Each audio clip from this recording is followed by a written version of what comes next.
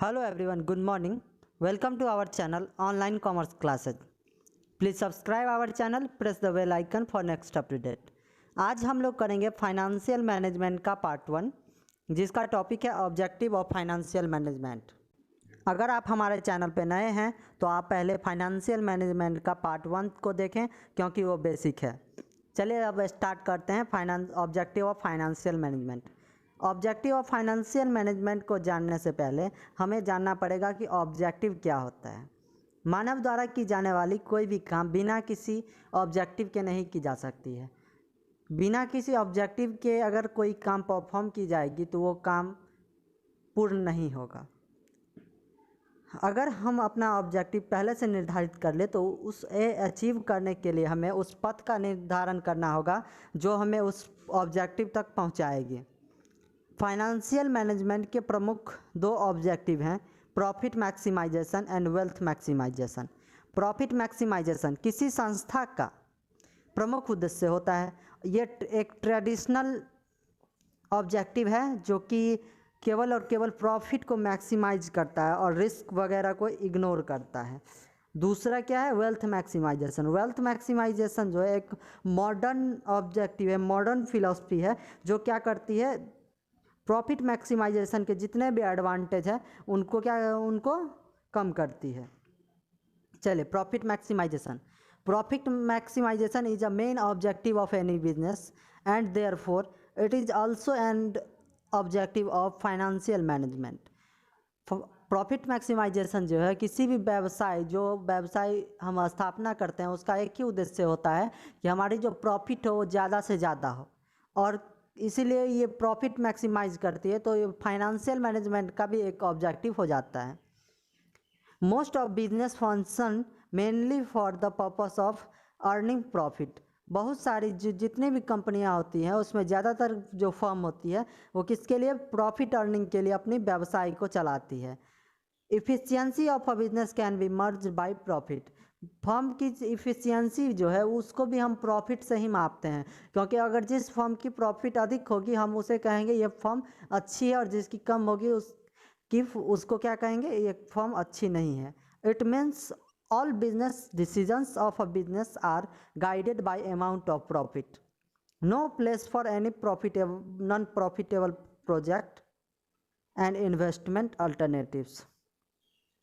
और किसी भी नॉन प्रॉफिटेबल प्रोजेक्ट का यहाँ पे जगह नहीं देता है, और क्या अपनी जितनी भी डिसीजंस होती है वो किसको ध्यान में रख के, वो अमाउंट ऑफ प्रॉफिट को ध्यान में रख के लेती है। चलिए अब इसके कुछ गुण हैं, एडवांटेज हैं और डिसएडवांटेज हम पढ़ेंगे। पहला एडवांटेज है economic survival. Profit maximization theory based होता है प्रॉफिट पे, और प्रॉफिट किसी संस्था के सर्वाइवल के लिए ज़रूरी होता है। इसलिए क्या, इकोनॉमिक सर्वाइवल, संस्था के में जो आर्थिक जो उसका जीवन है उसको सर्वाइव करने के लिए प्रॉफिट बहुत ज़रूरी होता है। मेजरमेंट स्टैंडर्ड, क्योंकि प्रॉफिट के ही आधार पर किसी कंपनी का उत्पादकता या उसकी क्षमता का हम मापन करते हैं, इसलिए क्या है, ये एक मेजरमेंट स्टैंडर्ड है।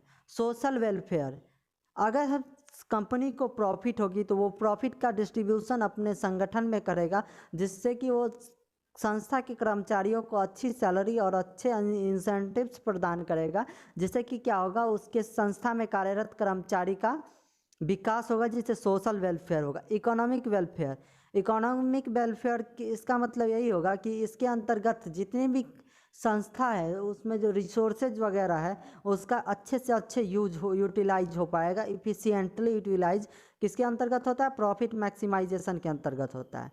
डिसएडवांटेज ऑफ प्रॉफिट मैक्सिमाइजेशन, वैसे तो हम कहीं डिसएडवांटेज नहीं देखते हैं, लेकिन हम आपको एक कंसीडर कर रहे हैं term disadvantage of profit maximization. पहला इसका होता है ignore time value of money.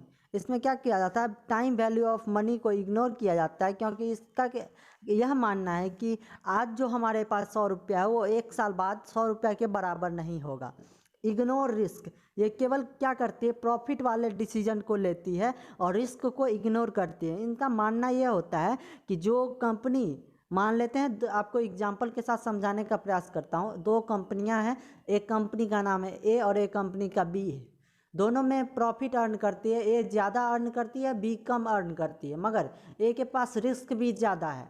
तो क्या ये इसका मानना है कि ये रिस्क को इग्नोर करती है और ए को बेस्ट कंपनी मानती है। इग्नोर क्वालिटी, प्रॉफिट के कारण ये अपने इंटांजिबल बेनिफिट्स जैसे क्वालिटी, इमेज, टेक्निकल एडवांटेज आदि को इग्नोर करती है, जिससे कि संस्था को लॉन्ग टर्म में लॉस का सामना करना पड़ सकता है।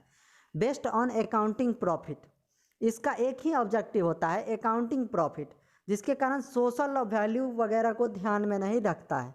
जो कि अगर social value, because all management and all जितने भी संसाधन होते हैं वो क्या होते हैं, एक समाज का ही अंग होते हैं।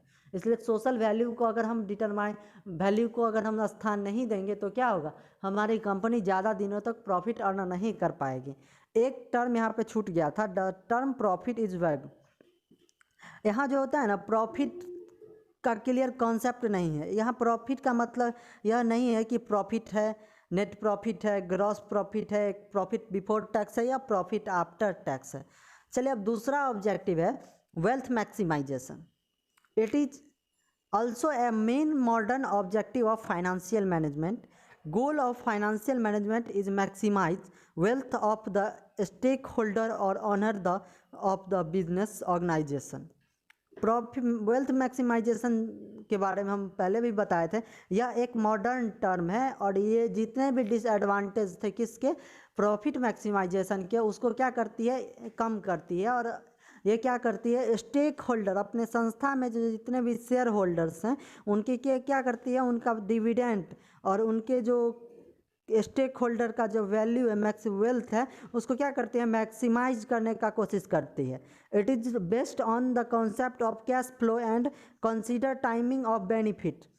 ये क्या करते हैं, कैश फ्लो कॉन्सेप्ट को फॉलो करती है और टाइमिंग ऑफ बेनिफिट्स को ध्यान में रखती है, जो कि प्रॉफिट मैक्सिमाइजेशन में timing of value, time value of money या बेनिफिट को क्या करती थी, वो इग्नोर करती थी। और it means that financial decision should be taken by in a such a way that stake holder receive highest combination dividend and increase in the market price of share. इसका मानना होता है, इस कॉन्सेप्ट का wealth maximisation में क्या होता है कि यह क्या करती है, संस्था के जो शेयर होल्डर्स होते हैं उनके शेयर्स का मार्केट प्राइस को क्या करती है, इंक्रीज करती है। और इनके साथ में किसका, combination of increase share price, share market price and क्या करती है, डिविडेंड को बढ़ा के दोनों का कॉम्बिनेशन किसको प्रदान करवाने का प्रयास करती है, स्टेक होल्डर्स को, जिनसे उसके क्या वेल्थ को मैक्सिमाइज किया जा सके। अब यहाँ पे आपको market price, stock market price is a indicator of progress, prosperity, profitability, productivity and prospectus of a business index. It seen as the performance index. यहाँ पे स्टॉक प्राइस क्या इंडिकेट करता है कि संस्था कितनी प्रोग्रेस कर रही, तो उसकी प्रॉस्पेरिटी क्या है, उसकी प्रॉफिटेबिलिटी क्या है, उसकी प्रोडक्टिविटी क्या है, एंड उसका जो प्रोस्पेक्टस है और बिजनेस इंडेक्स, जो बिजनेस का जो प्रोस्पेक्टस है वो कितना हाई है। इसमें क्या होता है कि ये जो है मार्केट प्राइस से ही हम क्या करते हैं, किसी संस्था का परफॉर्मेंस इंडेक्स होता है, इसके मापते हैं कि ये संस्था इतनी अच्छी है। चलिए हम अब पढ़ेंगे एडवांटेज ऑफ वेल्थ मैक्सिमाइजेशन। पहला एडवांटेज है टाइम वैल्यू ऑफ मनी। ये पहले में क्या था, उसका डिसएडवांटेज क्या था, मैंने पहले भी बताया था कि जो उसका डिसएडवांटेज था, इसका क्या हो रहा है, उसमें उसको क्या कर रही है, उसको कंसीडर कर रही है और उसमें जो गलतियां हो रही थी उसको कंबाइन करके ये एक मॉडर्न अप्रोच थे। इसमें टाइम वैल्यू ऑफ मनी, उसमें टाइम वैल्यू ऑफ मनी को कंसीडर नहीं किया जाता था, इसमें क्या टाइम वैल्यू ऑफ मनी को कंसीडर किया जाता है। It promotes economic welfare of the stakeholder. उसमें क्या था, इकोनॉमिक एंड सोशल वेलफेयर दोनों होता था, लेकिन यहाँ क्या होता है, केवल स्टेक होल्डर का इकोनॉमिक वेलफेयर होता है।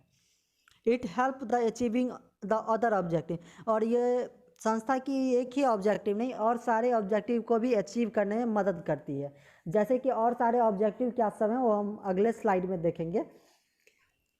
Widely and universal expectancy in sharing fair return builder, ये क्या करती है, वाइडली और यूनिवर्सल एक्सेप्टेंस है इसका, क्योंकि ये क्या करती है, शेयर करती है रिटर्न बिल्डर रिटर्न, मतलब कि यह डिविडेंड को ज़्यादा से ज़्यादा रिटर्न के रूप में देती है। Building up reserve for growth and expansion. और क्या करते हैं, बिल्ड करते हैं किसके, रिजर्व का है, building up reserve, reserve build करते हैं, रिजर्व अपने फंड फॉर्म में रिजर्व बनाना चाहते हैं, जिससे कि क्या होता है कि संस्था में आगे में जो ग्रोथ और एक्सपेंशन हो उसमें मदद मिल सके। अब some other objective of financial management, कुछ अदर ऑब्जेक्टिव्स हैं जो जिन्हें मैंने कंसीडर किया, जैसे प्रॉपर यूटिलाइजेशन ऑफ फाइनेंस, चूँकि संस्था में एक ये भी हो जाएगा प्रोक्योरमेंट ऑफ फाइनेंस, चूँकि संस्था में फाइनेंस कहाँ से आएगी, ये फाइनेंस का प्रॉपर अवेलेबिलिटी बनाना भी फाइनेंशियल मैनेजमेंट का ही उद्देश्य ऑब्जेक्टिव है। और इसका यूटिलाइजेशन सही तरीके से यूटिलाइजेशन हो रहा है या नहीं, ये भी किसका, संस्था के फाइनेंशियल मैनेजर्स का ही जिम्मेदारी है।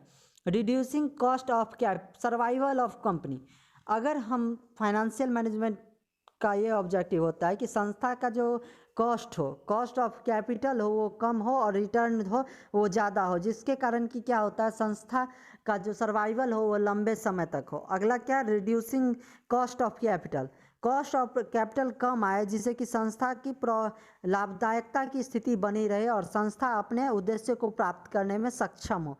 रिड्यूस ऑपरेशन रिस्क, और संस्था में जो ऑपरेशन में जितने भी रिस्क होते हैं उसको रिड्यूस करने का भी उद्देश्य किसका होता है, फाइनेंशियल मैनेजमेंट का होता है। प्रॉपर कैपिटल स्ट्रक्चर, और कैपिटल स्ट्रक्चर प्रॉपर हो जिससे कि क्या हो, संस्था का जो कॉस्ट ऑफ कैपिटल आए वो कम आए।